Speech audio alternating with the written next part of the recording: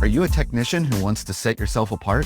Then the Trusted Technician podcast is for you. I'm Derek Hoferter, coach and trainer at SBE, and on this podcast, we will have experienced HVAC coaches and trainers, as well as top-performing technicians, all sharing their tips and strategies to help you be more successful. Welcome back to another episode of the Trusted Technician podcast. I'm here today with Gavin. Gavin's joining us from California, where he works at Wally Falke's Heating and Air Conditioning.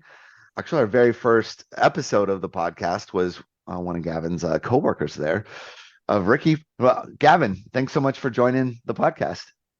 Thanks. I appreciate you having me on. I love the podcast. So. No, yeah, thank you. So, Gavin, I remember meeting you in person maybe like 4 years ago or something like that in a class. But tell us a little bit about how you got into HVAC and being a technician. So I got into HVAC. I actually came from construction. I was doing construction for a while and was living in Utah. Came here, actually almost switched way back then, about, I don't know, 10 years ago. But anyway, came out here, worked construction, kind of didn't have any upward mobility where I was at. And I kind of ended up getting kind of real with myself. Like, do I see myself in construction for the rest of my life? Do I see myself demoing concrete, doing all this other stuff that I was doing at the time? And I was like, there's no way I'm going to be doing this at, 50 years old, that I don't like it enough to continue to doing it that long. There's aspects that I did like, but so around that time, my brother-in-law had asked me if I've ever thought about getting into the trade and whatnot, HVAC. And he is actually Corey's son-in-law. So he basically referred me to Corey. Corey referred me to Wally Falke's. And I got an interview with Wally Falke's.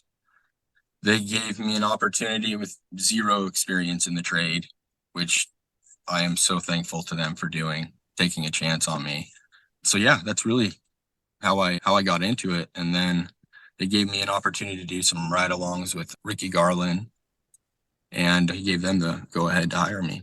So, nice. And this was about how many years ago? It'll be 4 years ago in February. Okay. Yeah. So when I met you, you were definitely the new guy. I was definitely the new guy. Yeah. All right. So 4 years, that's good experience. What have you enjoyed the most about it?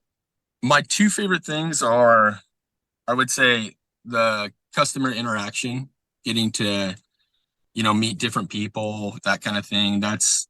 Was completely different from what I was doing. Obviously, being able to work with my hands, I love that.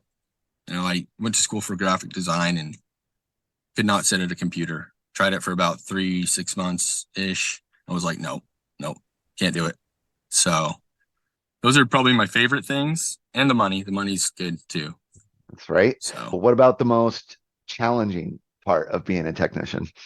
The most challenging is, for me, there's a lot of different aspects that you've got to keep in mind. You've got these conversations with your customer, you've got the diagnosing portion, then you've got your follow-up, your write-ups, there's all these different things that you're trying to juggle, plus your health, that kind of thing. And there's just a lot of different things that are hard to manage, and staying motivated. You go through these times of a busy season, then you run into a slow season.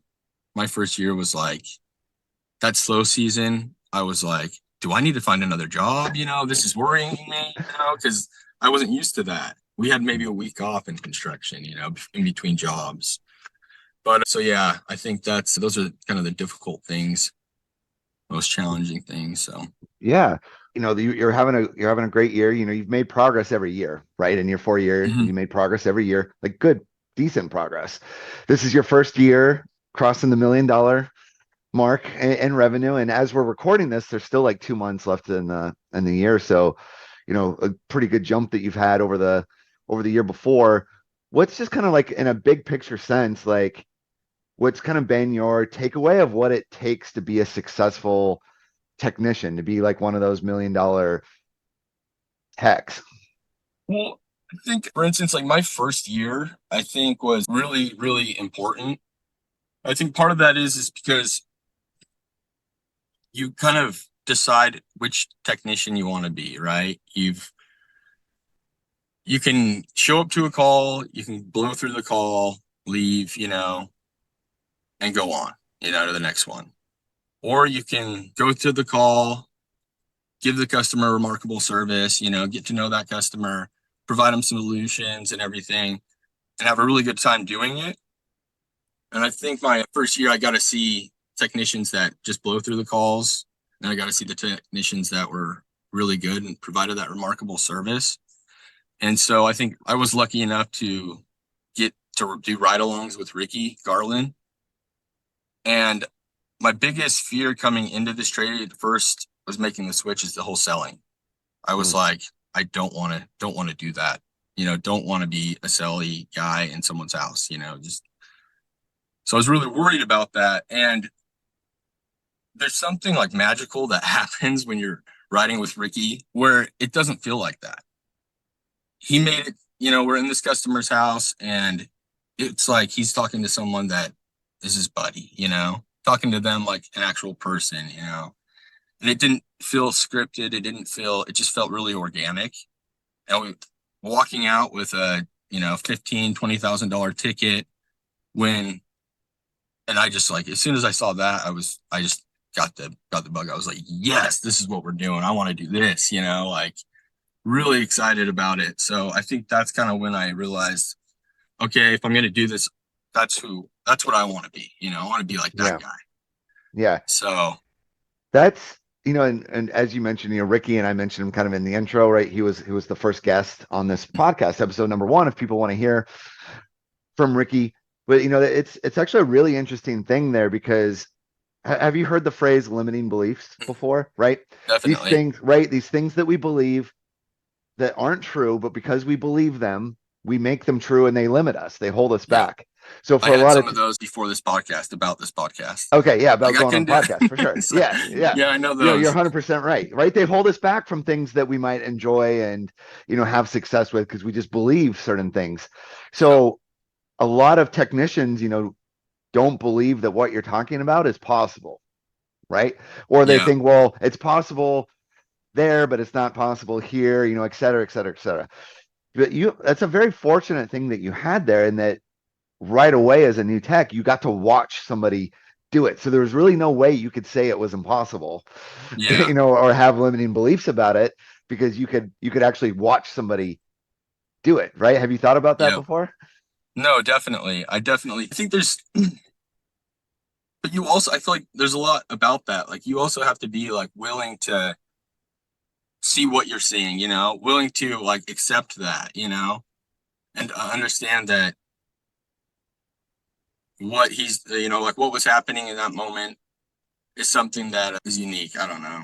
No, you're right, because like what you said, decide the tech you want to be. You could have looked at it and been like, well, that's Ricky.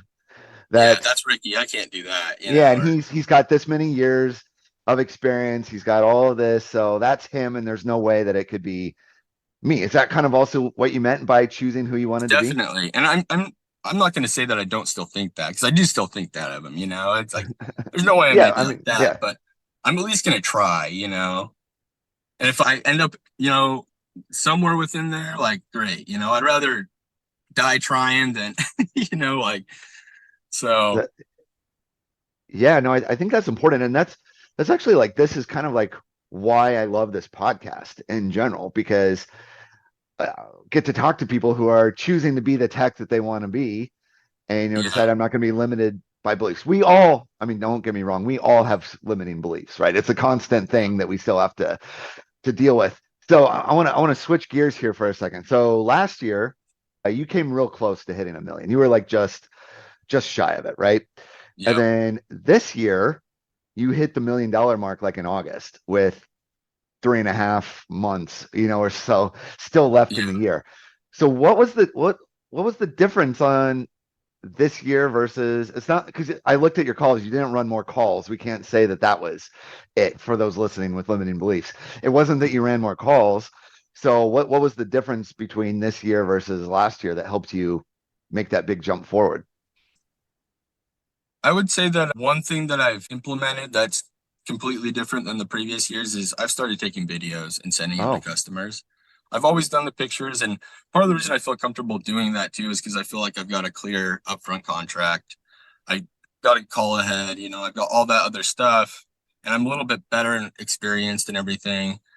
So, but I had never sent videos because I don't like the way I sound. You know, I don't like the way it's awkward. It's just, but this year I've really tried to just do that. You know, I take a video of, you know, my surroundings and then I go right into what's going on, you know, and I just started doing it. It was uncomfortable and it was weird, but now it's like not even a big deal anymore, you know, Okay, because so I've done that it enough to where it's just a new tool that I've got yeah. now, you So know. that was last year. That was a limiting belief. The videos. Oh, 100%. Exactly. Yes.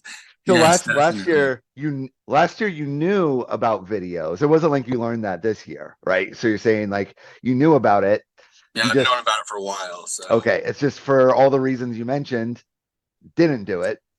So what made you decide to do it? Like how did you force yourself to make that move? because, you know, I think I was at a rental property and I was on the roof and I really wanted to make sure that this person knew that what I was telling them was true, you know, because I could send them pictures and they could be like, well, that could be anything, right?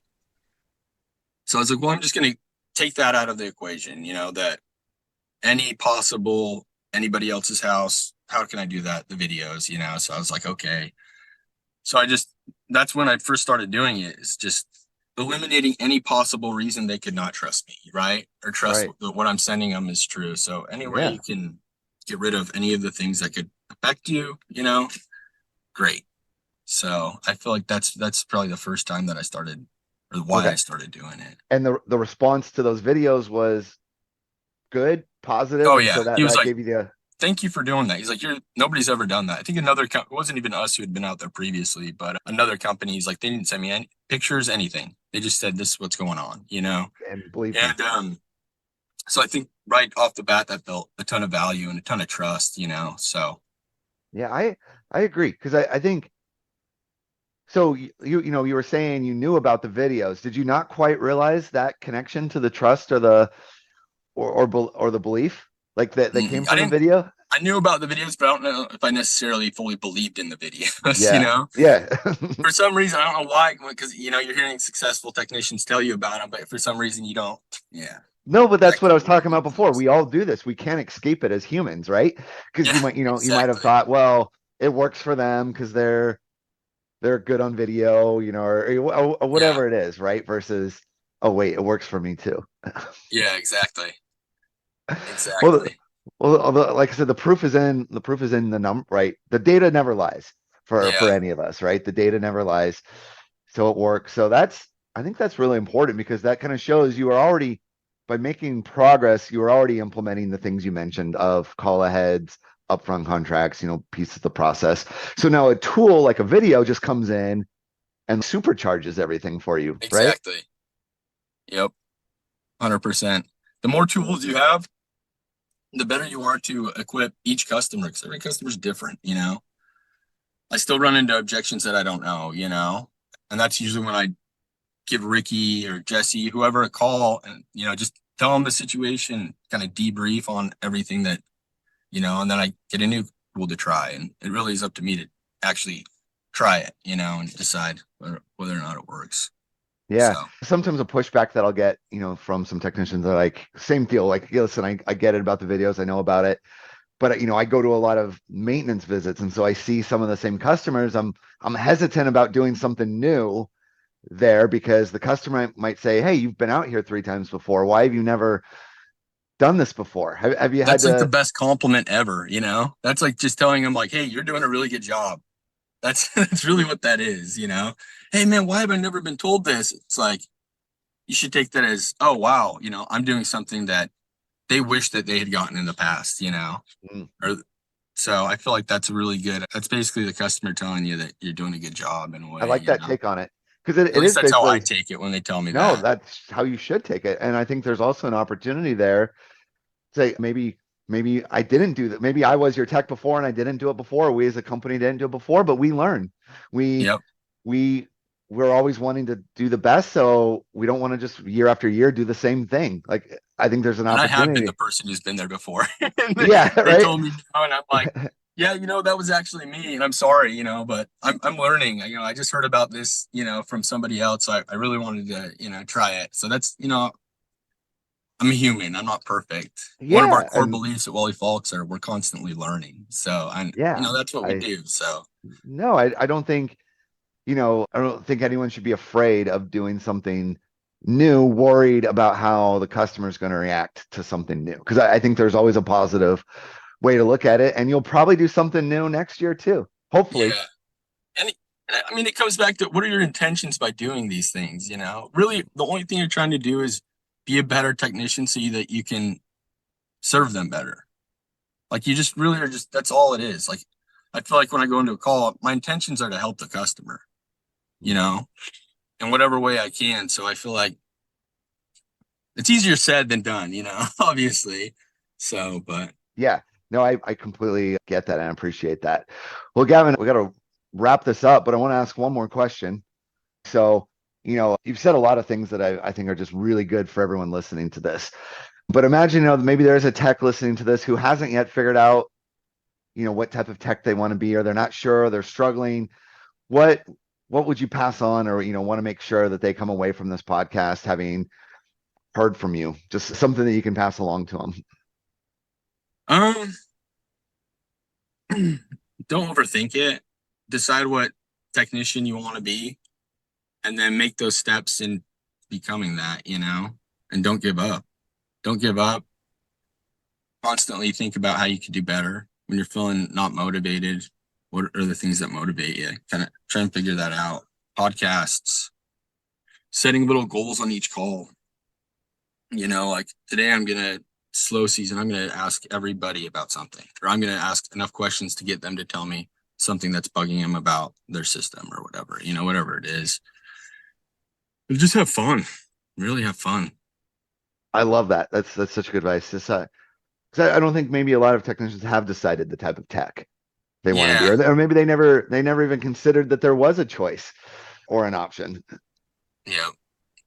No, I think that's huge with at least from what I saw getting into the trade is there were technicians that, they didn't want to do that. They didn't like talking to the customer about money. They didn't like doing that sort of stuff, which is fine. You don't have to do that. But Yeah, no, I love it. Gavin, thank you so much for coming on the podcast and sharing with us. appreciate it. Thank you.